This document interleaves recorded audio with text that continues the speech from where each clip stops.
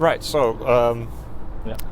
final thing we'll talk about our experience as a foreigner is, how do the people react to us? What is the attitude towards foreigners in China, and what is the attitude towards foreigners in your case in Sweden? So we'll start with you. I have different experience as a foreigner overseas.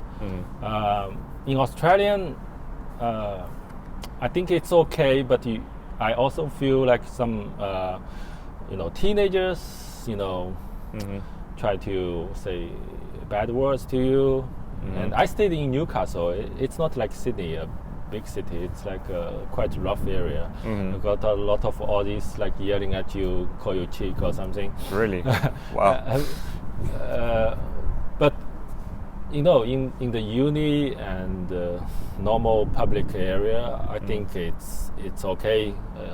I love Australian. I love the beaches, etc. But I do have like some negative experience over there, and I do hear people like my classmates who from Malaysia got robbed in a park by some Aussie teenagers, and so in Sweden I don't have that kind of concerns.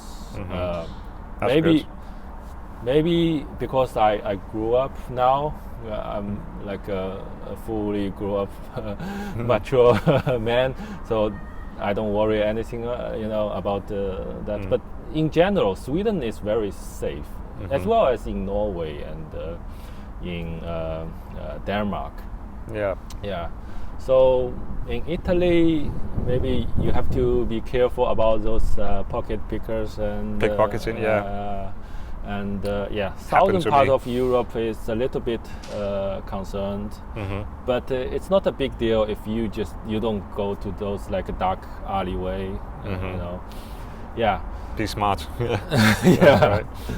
Yeah. What about you here in Shanghai? Here in Shanghai, well, the attitude to foreigners is really good. Okay. I mean, from my experience,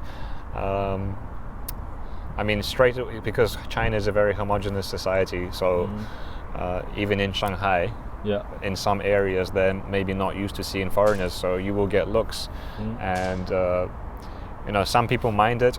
I've just learned to not mind it.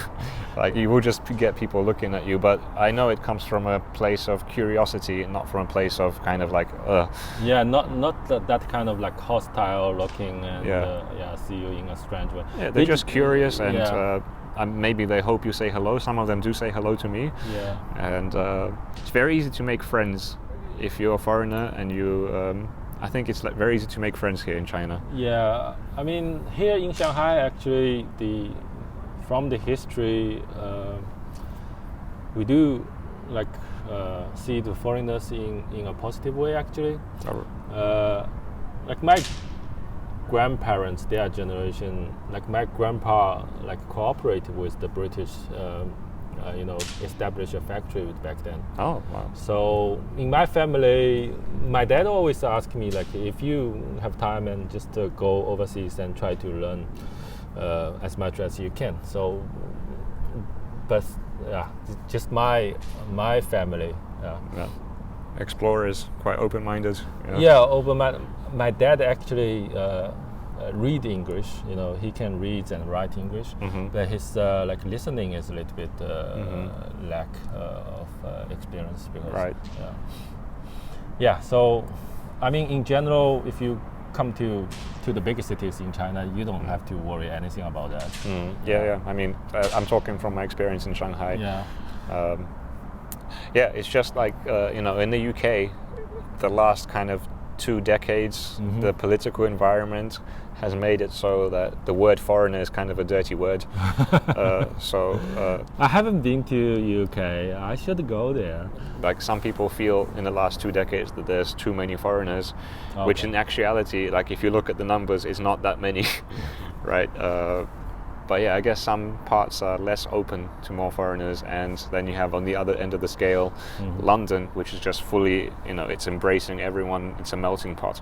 And they're very defensive of foreigners and like are very mad at people who are not. They call them racists and stuff like that. Is that because like some bad news, like in the media talking about foreigners do like bad things in your country? Well, the news definitely wouldn't talk bad things in the country because the news wants to be liberal, right? So, but like, I don't know the source of it, right? But it's just the system in the UK was very easy for like a foreigner to come and get lots of benefits without even working. Right, so you come and like with kids, and then you'll get child benefit. You'll say I'm homeless, so they give you a house. You don't need to pay rent. So you say I have my leg is broken, so you don't need to work. Stuff like that. So maybe some people feel like too many foreigners come and get all these benefits, and some loophole, and people try to get the benefit, take advantage on it. Yeah. So I mean, now the government has felt this kind of sentiment from people, and so the last 2 elections, I remember, immigration is like a big topic.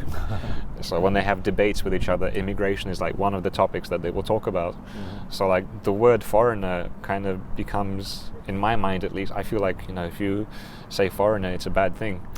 But in China, 外国人 is not a bad term, right? I think it just means you're from outside. It doesn't mean anything bad. I think the problem here is in the very first those like foreigners came to during the open up of China, like during the 80s. The first batch of foreigners came here was like entrepreneurs and business investors, quite wealthy people. They wouldn't do any like nasty things here, try to take advantage of it, because China was like nothing at that time. There's nothing to take advantage of. So right? for us, if you can like back to 30 years ago, if you can get a job in a foreign bank, like I don't know, HSBC isn't, like Citibank and AIA insurance companies, and which means you can get like a quite decent income, So that's why we at least until now it's still like quite positive to see the foreigners, and some Chinese people think every Westerner like are rich or something. Yeah. You get this perception here. If you're a foreigner, you must be rich. But I mean, it comes from the place. There's not many ways you can come to China. It's either work visa, or student visa. You can't. I think our government is trying to ensure everyone getting inside this country has something, Yeah. Which is fair enough. And I think they're switching more towards like it's more difficult to come to the UK now. You need a job that is like highly specialized, like engineers or doctors or scientists, something like that. Like I feel lucky to come to China because I'm not a specialist, I'm not a super smart guy, I know English, and luckily there's many opportunities for me here for that. Alright guys, thank you very much for watching this video. I hope you find the topics we discussed interesting, and if you'd like me to do more of these kind of conversational videos, please let me know. And thank you very much, Mike, for being on here. It's my pleasure. It's a pleasure too, yes. It's good to know you and keep in contact. Yes, we will definitely keep in touch, yes. Yeah. All right, thank you. Okay, see you guys next time. Peace.